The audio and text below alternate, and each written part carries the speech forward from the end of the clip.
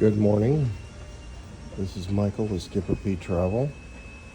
I am at Port Orleans Riverside.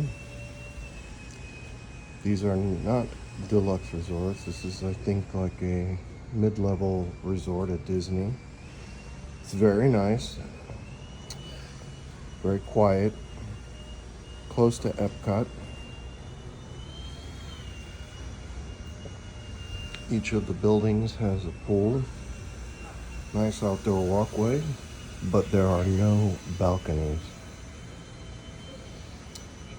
The best thing about it so far has been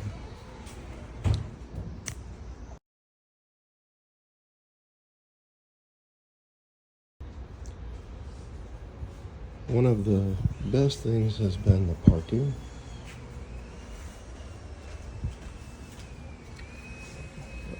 We were able to park quite literally at our building, which is that way. Ice and condiments and things like that were easily available right there. And then, like I said, parking down at the end of that hallway. So most resorts, parking is kind of tough, especially Animal Kingdom, which is my home resort.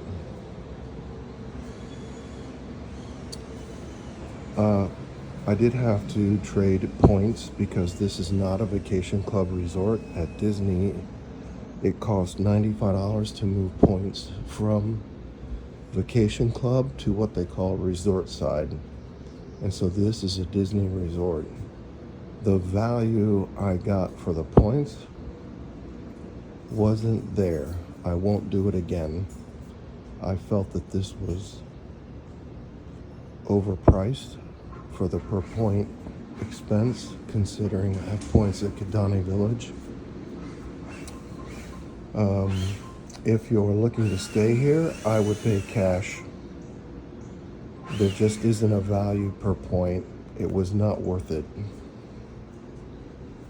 I like the resort. I like the mall for the food. Unfortunately, our food selections were not a home run. The vegetables were cold and the chicken was dry. I'm sure other people have different opinions, but right now this resort does not hit a home run with me. The rooms are not very big, and without a balcony, you're just not getting a lot of value. This is pretty much come, stay, go to the parks, and come back and spend the night. This is our window to our room, and I'll do a quick view of the room.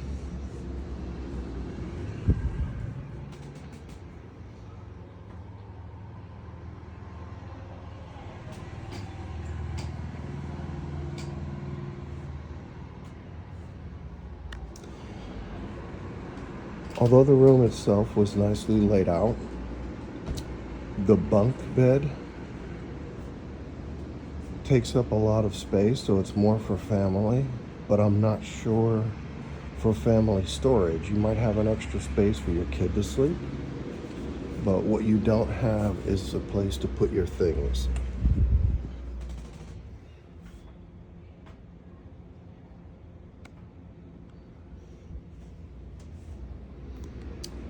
So right now,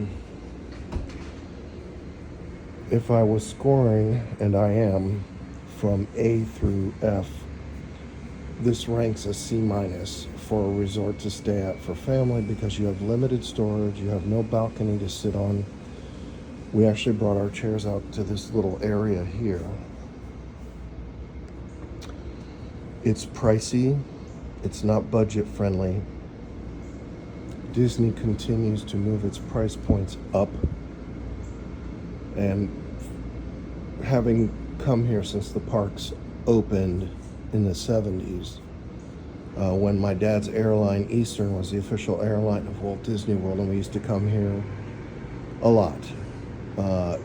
It's disheartening, and it continues to be a disturbing trend that Disney is creating other resorts, like a new hotel high-rise by Polynesian, and new upscale Fort Wilderness cabins that they are definitively gearing their accommodations toward people who, have no problem spending $1,000 a night.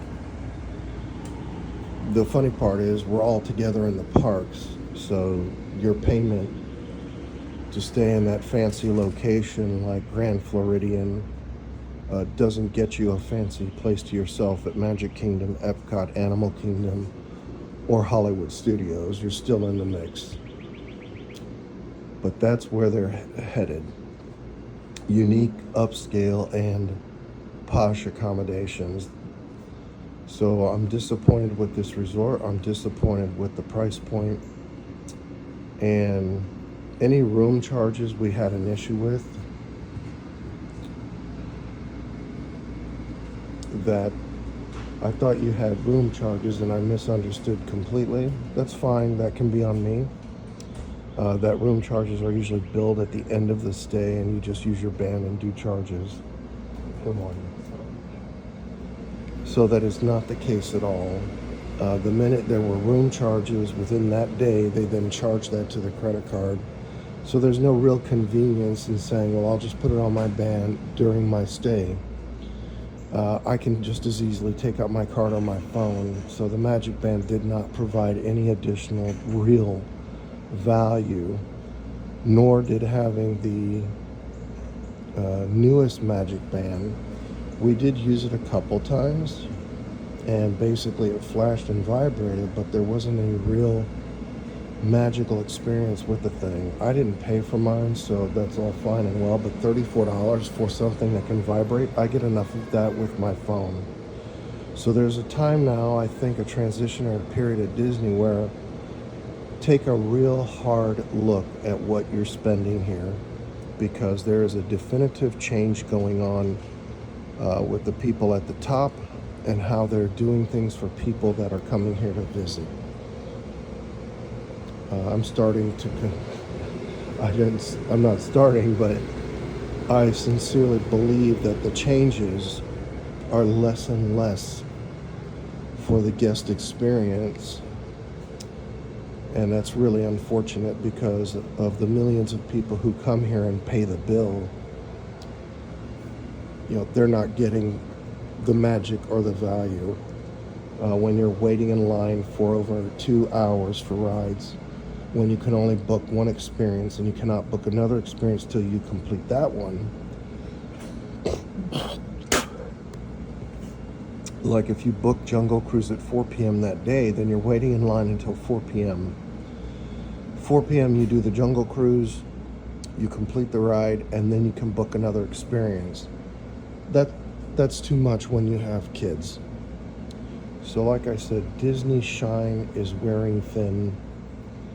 I hope that after hearing this video, watching it, that you really take into opportunity what you're getting for your dollar when you book here, and to be very careful about how you book, what you book, the money you're spending, and where you're getting your real value about a day at Magic Kingdom, when you may only literally get to ride maybe 3 or 4 rides. I wish you the best. This is Michael with Skipper Pete Travel, and I hope you're able to find a way to enjoy the magic without being taken.